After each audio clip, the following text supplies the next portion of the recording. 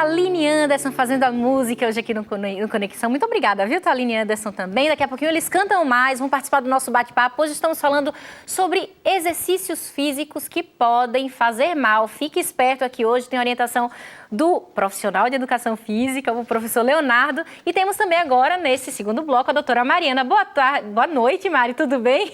Oi, Lu, tudo bem? Oi para todo mundo que está em casa. Estou muito feliz de estar aqui, já estava com saudade. Estava com saudade também, viu, doutora Mariana? Mas antes de você começar a participar do nosso assunto aqui, do nosso tema de hoje, eu quero mandar um abraço para os nossos internautas que estão aqui super conectados. Um abraço para a Janaína, estamos todos aqui assistindo da Igreja do Jardim Santo Antônio, em Campinas. Um abraço para você, Janaína. Tem também... É da sua igreja? Oh, a igreja está aí. Tá firme e forte aqui hoje a igreja, viu, Thaline? A Karine Braz também, estou assistindo, um beijo para vocês. A Suelen Lopes também, ligadíssima no Conexão. Um abraço, vocês são bênção pra gente aqui. Um abraço para você, Suelen. E a Sá Bispo também, ela pede para que a gente mande um abraço para a avó dela, um abraço para sua avó, Sá. E ela está completando segunda-feira 13 aninhos. Olha só, um abraço, parabéns, que Deus lhe abençoe. Um abraço também para a Thalita, que está conectada com a gente. Estou aqui assistindo. Manda um abraço para mim, Lu, um abraço, um beijo para você, Thalita, e a Jocinalva também. E olha só, no post anterior, que nós falamos sobre o tema de hoje, quando a atividade física pode fazer mal. A Ellen Macena respondeu que o tema é muito bom, o tema está muito bom como sempre, é importante o acompanhamento de um profissional, o qual, com seu conhecimento, pode ajudar a evitar diversos problemas, é o que nós já estamos conversando aqui hoje. E o Lucas Machado também, quando a atividade física ela é exagerada e sem acompanhamento adequado, não é legal, né? O treino do amigo pode ser inadequado para você, porque às vezes você se baseia no treino do seu amigo e tal, que já teve um acompanhamento, mas cada um né? Cada indivíduo tem a sua composição física e tal.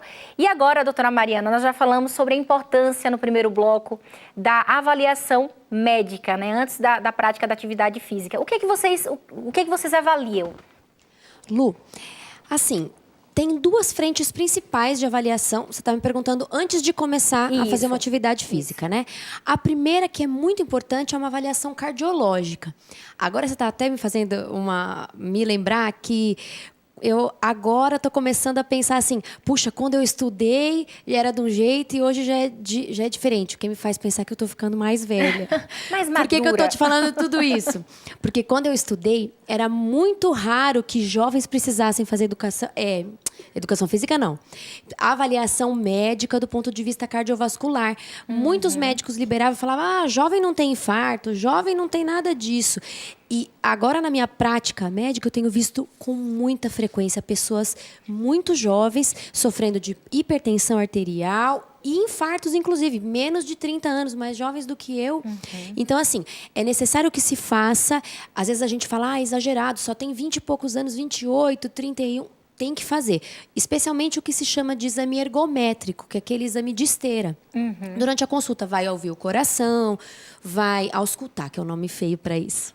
Vai medir a pressão arterial e outras coisas mais, ausculta pulmonar, mas também é importante que se faça o exame ergométrico para que se saiba se no esforço físico pode haver algum problema cardíaco, né? E também para ver se a gente pode descartar os casos de miocardiopatia hipertrófica, que nome feio, mas que são a principal causa de morte daquelas pessoas que têm morte súbita ao fazer atividade física. Além disso, especialmente se for um especialista do esporte mesmo, um médico do esporte, vai fazer também uma avaliação ortopédica, ver se tem algum problema de coluna, né, escoliose, cifose, ou algum problema outro articular, que possa limitar algumas atividades, né?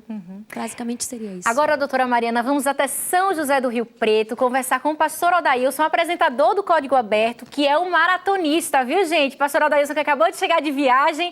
Pastor, boa noite, tudo bem? Que prazer tê-lo aqui no Conexão, pastor Odailson. Olha só, Luciana, telespectadores da TV Novo Tempo, bom demais. Olha, abraço do Código Aberto para o Conexão. E realmente, você só aumentou um pouquinho, ainda não é maratonista, é meia maratonista, tá bom? Mas bom demais, eu estou escutando aqui as discussões, eu tenho aqui algumas perguntas na mira do asfalto para o professor Leonardo e doutora Mariana, hein? Agora, pastor Odailson, eu quero saber o seguinte, como que foi essa, né, antes você era sedentário e tal, como que foi essa passagem para despertar para a importância da atividade física e agora um corredor também aí de meia maratona? Lu, eu passo por algumas reflexões sobre qualidade de vida. E realmente, no final do ano passado, eu inventei de cair assim de paraquedas na São Silvestre. Alguns amigos foram lá e eu nunca tinha imaginado que conseguiria. E ali eu fui experimentar. Fui literalmente, como eles chamam, de pipoca, que é aquele pessoal que não faz inscrição, mas é muito bem-vindo para tentar arriscar a corrida. Lu, quase morri. Na metade eu comecei a caminhar e eu com meus 39 anos pensei, olha, é agora ou é agora, para a gente tentar colocar um pouquinho mais o corpo em dia. E aí eu comecei a fazer um treinamento. Tive um acompanhamento médico, fiz um exame especial, vi ali que o coração estava legal, a avaliação médica deu positivo. E hoje, que eu vivo ali no interior de São Paulo, cidade de Arthur Nogueira, dá para fazer a natação terças e quintas de manhã e eu consigo fazer a corrida, segunda, quarta e também nos domingos, quando a gente tem um tempinho livre para experimentar aí essa onda de corredores que vão experimentando o que dá. E realmente eu me surpreendi com a resposta do corpo, com 5 quilômetros, 10 quilômetros, 15 quilômetros. E agora, no último sábado à noite, a gente deu conta de fazer 21 quilômetros, eu e minha super companheira de estrada, que é a Ellie, minha esposa, e estamos curtindo, está fazendo muito bem para a gente essa experiência de corredores, né? Uhum. Agora, pastor, é importante aí, você falou 5 quilômetros, 10 quilômetros, 15 quilômetros, ser de forma progressiva é muito importante também. Não adianta você decidir hoje eu vou ser corredora e vou correr hoje 20 quilômetros, tem que ser de forma progressiva, né? Com certeza, Luciana, e nisso eu tenho que reconhecer, talvez o meu temperamento é um pouco mais impaciente, eu tive que receber um certo freio da minha parceira de corrida, Ellen, porque ela sim, ela para mim é uma referência, porque imagine, ela também conseguiu fazer 21 quilômetros aí com a gente sábado passado, e ela começou muito mais gradativo, e a gente percebe a reposição, a superação, e a gente fazendo parte desses 438% de crescimento de corredores, como o professor Leonardo falou, mas realmente, às vezes dá vontade de querer fazer de cara tudo. E aí você percebe que não adianta, você faz tudo de uma vez e depois não continua a longo prazo. Então, o gradativo a longo prazo é muito melhor do que o desesperado a curto prazo. Uhum. E a gente tem conseguido, graças a Deus e a persistência, manter esse ritmo de corridas e que tem nos feito muito bem. Olha, para a família, para o casal, para a vida espiritual e mental, corrida faz bem, a gente virou hoje realmente corredores assumidos. Um abraço e parabéns para a Ellen aí que está firme e forte na corrida também. Agora, pastor Odailson, você tem perguntas para os nossos profissionais aqui hoje à noite? Eu tenho, e olha só, desculpa aí se eu vou usar um termo um pouquinho técnico, mas a gente acaba escutando tanto dos corredores e gente que nas redes sociais vão participando, a gente vai lendo um pouquinho. Então eu queria perguntar para os dois aí, professor Leonardo, doutora Mariana, a opinião que eles têm em relação a dois produtos que não são de maneira alguma anabolizantes, mas são reforços físicos que a gente ouve, reforços, acho que nutritivos, nutricionais, não sei, mas todos os corredores comentam, que é o tal do BCAA, que muitos comentam, você deve tomar o BCAA antes de correr e depois da corrida, por causa da fadiga muscular, e a tal da glutamina. São dois produtos que a gente encontra por aí, às vezes importados, e eu queria saber a opinião deles sobre o BCAA e a glutamina para corredores amadores, mas sonhadores como eu, né? Pode falar, pode responder. Já posso responder? Pode responder, doutora Mariana. Então tá bom. Foi ótimo o pastor Odailson ter mencionado sobre o assunto, porque assim, para quem vai correr 15 minutinhos, quem vai andar ou dar um trotinho, ou jogging, coisa pouca antes de fazer a musculação, isso até não seria necessário. Mas para corredores de longa distância, como é já o caso dele, de fazer meia maratona, há um consumo de glutamina do nosso organismo. A glutamina, ela antigamente era chamada de aminoácido não essencial, que quer dizer o seguinte, o próprio corpo produzia em quantidade suficiente. Mas depois de muitos anos de estudos, descobriu-se que a glutamina, em algumas situações especiais de estresse, ou grandes queimados, ou quando a gente sofre uma cirurgia, ou quando a gente faz atividade física intensa e realmente correr 20 quilômetros, 21 quilômetros é uma atividade intensa. Há um grande consumo de glutamina. Qual é o problema disso? A glutamina também ela é responsável por manter o nosso sistema imune funcionando em perfeição.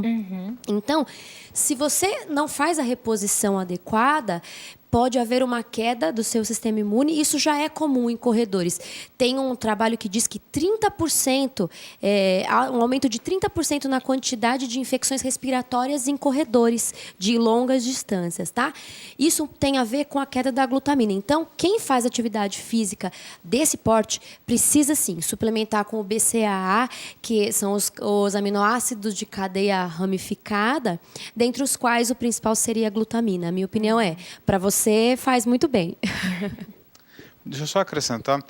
Parabéns, pastor Lécio, pelo seu empenho, né, participação e pela perseverança, porque não é fácil manter um programa de treinamento, e principalmente por ir com a família e com a esposa, porque quando o casal participa junto, você assim, tem um comprometimento maior.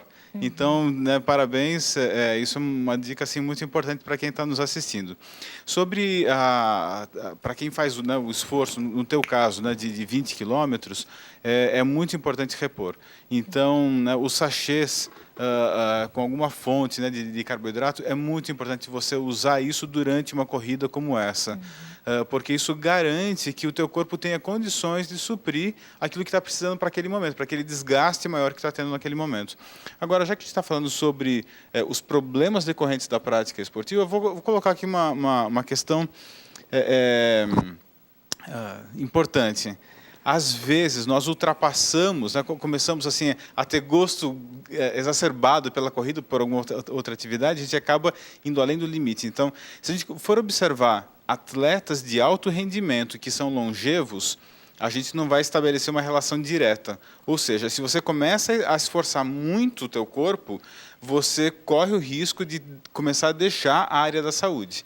Então, fica aí uma dica, né, para você que está correndo, praticando algum exercício, algum esporte, cuidado para não ultrapassar esse limite do que é saudável e não se empenhar demais para longas distâncias e colocar objetivos muito grandes, porque você pode correr o risco de sair dessa área de zona, né, de saúde e, na verdade, isso é mais prejudicial, acaba desgastando muito o teu corpo. Certo.